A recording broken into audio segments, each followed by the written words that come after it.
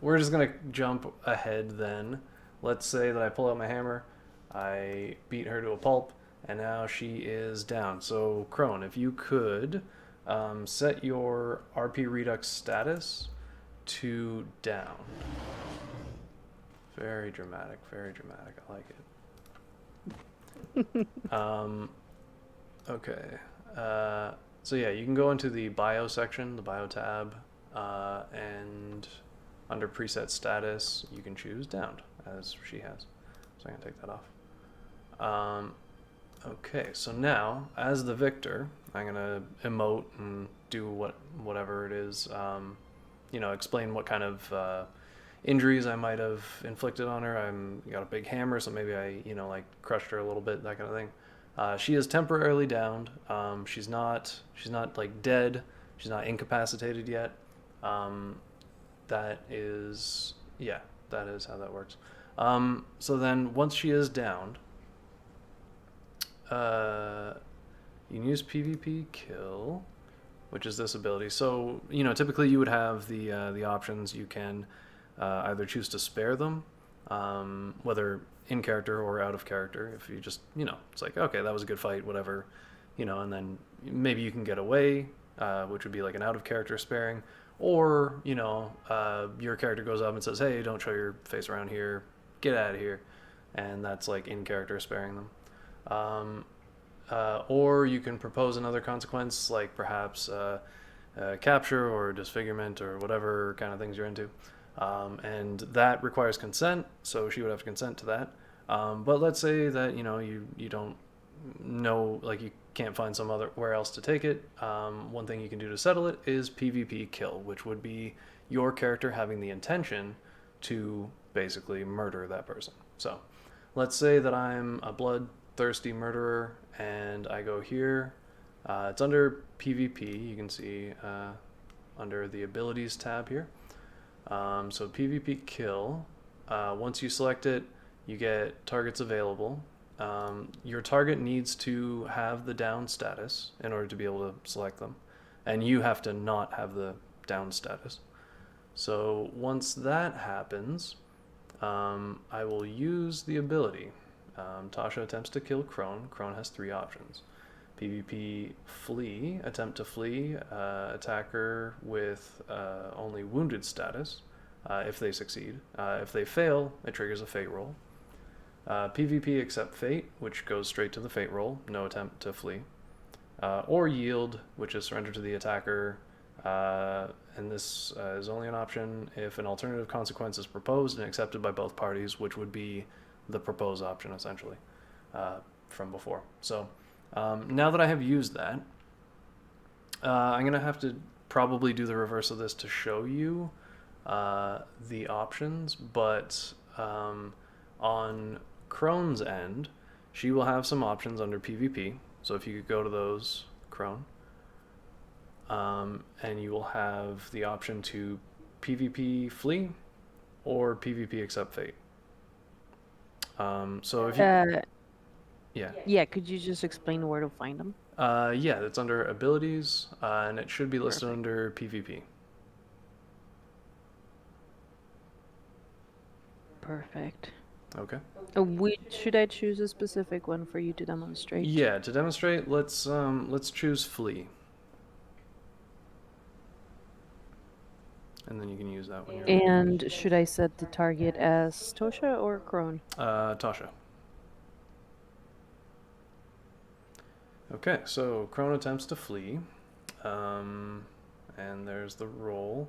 Now there's some things under the hood there. I believe I have them listed somewhere. It's athletics or acrobatics versus combat, melee or ranged, or finesse slash range. So yeah, so the roll happened. Here it is. She succeeded. Crone manages to escape. They are wounded but able to flee. Emote as you will, and then conclude the scene with their escape. So in that case, yeah, she's downed and wounded. When you're wounded, you are unable to engage in PvP, and there are some other things for that listed on the Discord. But Now, just to show the reverse side of that, I'm going to see if I can do this. I'm going to set myself to downed, and now, Crone, if you could take your down status off. And of course, I will.